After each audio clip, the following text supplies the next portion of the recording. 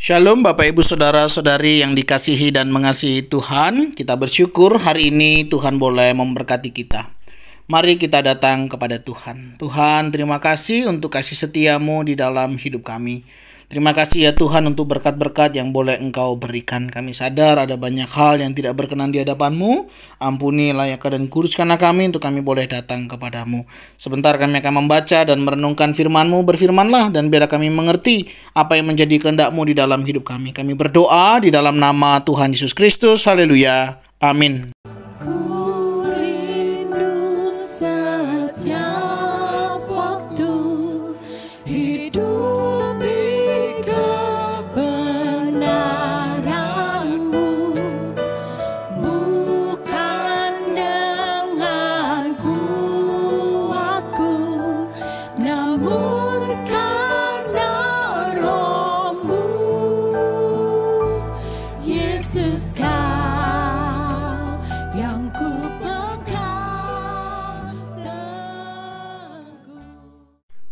Ayat firman Tuhan yang menjadi bahan renungan kita hari ini terambil di dalam kitab Kejadian pasal yang ketiga, ayat yang pertama hingga ayatnya yang ke-24.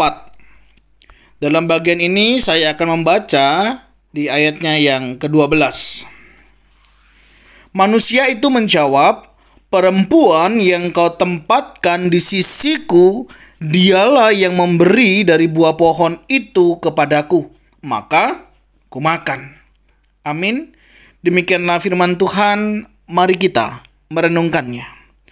Bapak Ibu Saudara-saudari yang dikasihi dan mengasihi Tuhan, mungkin Bapak Ibu pernah mendengar, melihat, atau mungkin kita juga pernah melakukannya. Bagaimana ada seorang dewasa ketika seorang anak kecil jatuh begitu ya.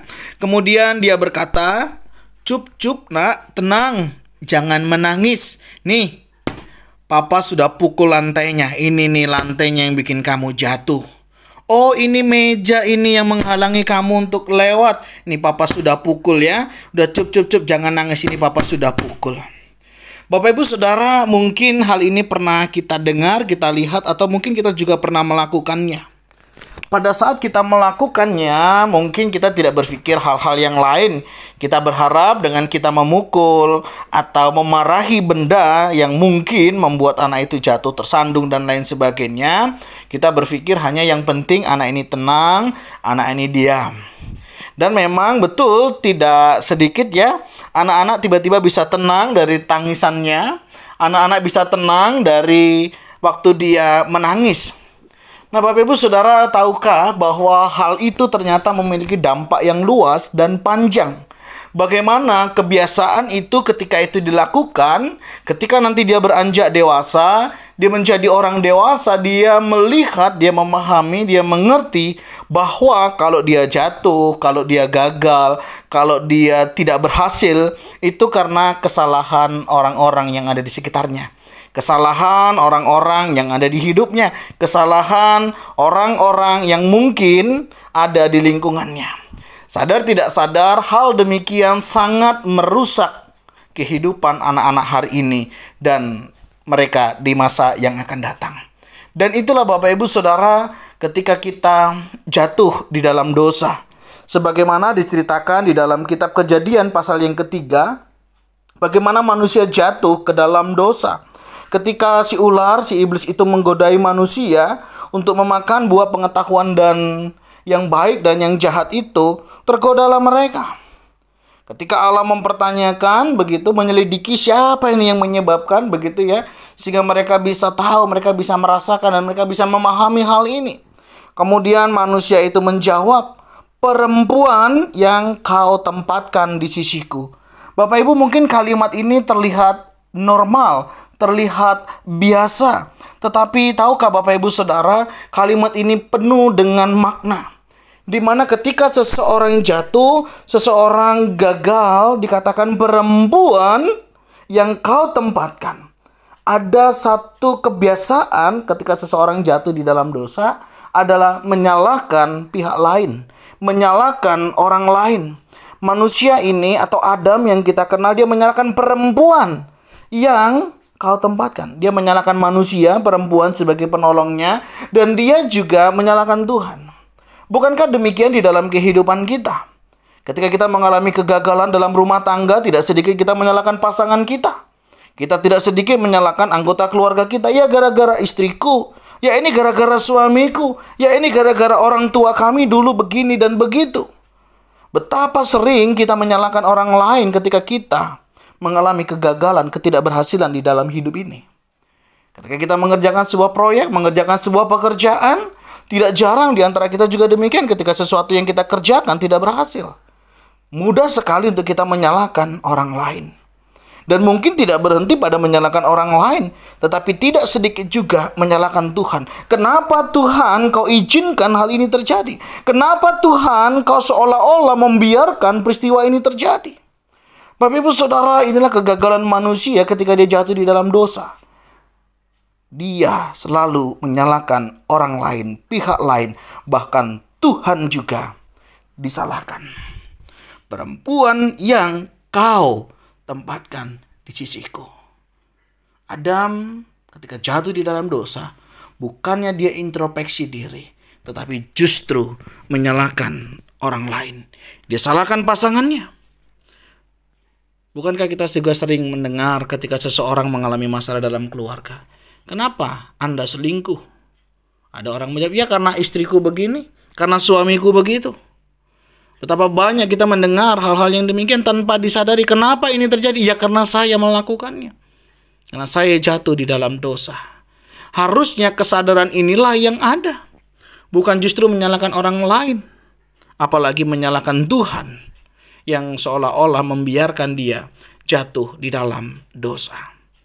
Bapak Ibu Saudara, kebenaran firman Tuhan hari ini mau mengingatkan kita. Hati-hati ketika kita sering menyalahkan orang lain. Bisa jadi orang lain tidak salah. Mungkin dia memang memberikan saran, memberikan masukan. Tetapi ingat, keputusan ada di tangan kita. Bagaimana dengan kehidupan kita hari ini? Masihkah kita sering menyalahkan orang lain dengan apa yang terjadi di dalam hidup kita? Apakah kita sudah introspeksi di dalam diri kita? Jika kita masih sering menyalahkan orang lain, maka hari ini kita datang kepada Tuhan, minta ampun. Kita introspeksi di dalam diri kita, kenapa hal ini terjadi? Ada apa dengan saya? Adakah sesuatu yang bermasalah di dalam diri saya, yang harus saya koreksi, yang harus saya perbaiki? Ketika hal ini terjadi di dalam hidup kita, saya yakin dan percaya, pemulihan demi pemulihan akan terjadi di dalam kehidupan kita. Dan bukan hanya kita yang dipulihkan, tapi juga kehidupan kita, keluarga kita, pekerjaan kita, pelayanan kita. Semua Tuhan bisa pulihkan ketika kita menyadari. Sebab barang siapa mengaku dosa, Ia Allah yang setia dan adil, Dia akan mengampuni segala dosa kita. Bapak Ibu Saudara, ketika kita jatuh di dalam dosa, jangan salahkan orang lain, tapi coba belajar introspeksi di dalam diri kita. Kenapa saya mengalami demikian? Kenapa keluarga saya demikian? Ada apa dengan kami?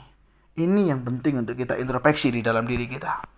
Silakan bertanya kepada Allah, dan biarlah Allah yang menyingkapkannya, sehingga kita boleh mengerti apa yang menjadi kehendak Tuhan di dalam hidup kita.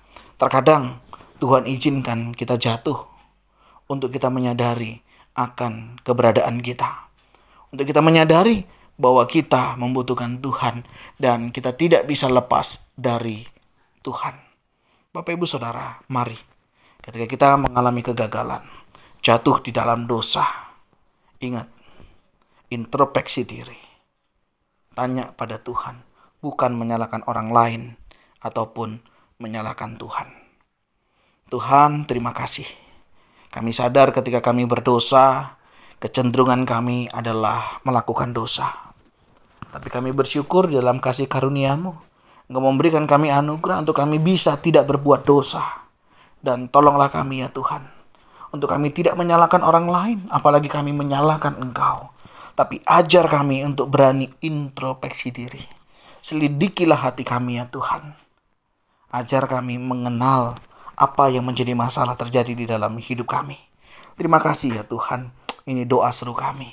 Tolong jika ada di antara kami yang sering menyalahkan orang lain, yang suka mengorbankan orang lain untuk kepentingan diri kami. Kami ingin naik tetapi kami harus menginjak orang lain. Oh Tuhan, ampuni kami. Tolong kami ya Tuhan, dan biarlah kami melakukan apa yang menjadi kehendak-Mu di dalam hidup kami. Jika kedapatan di antara kami melakukan dosa, hal-hal yang tidak berkenan, ampuni ya Tuhan. Tolong kami, ajari kami, untuk kami boleh introspeksi di dalam diri kami. Terima kasih ya Tuhan untuk kasih setia-Mu, untuk kemurahan-Mu, untuk berkat-Mu hari ini. Ajar kami melakukan kehendak-Mu. Kami berdoa di dalam nama Tuhan Yesus Kristus. Haleluya. Amin. Bapak Ibu Saudara, demikian renungan kita hari ini. Kiranya boleh memberkati kita semuanya. Shalom.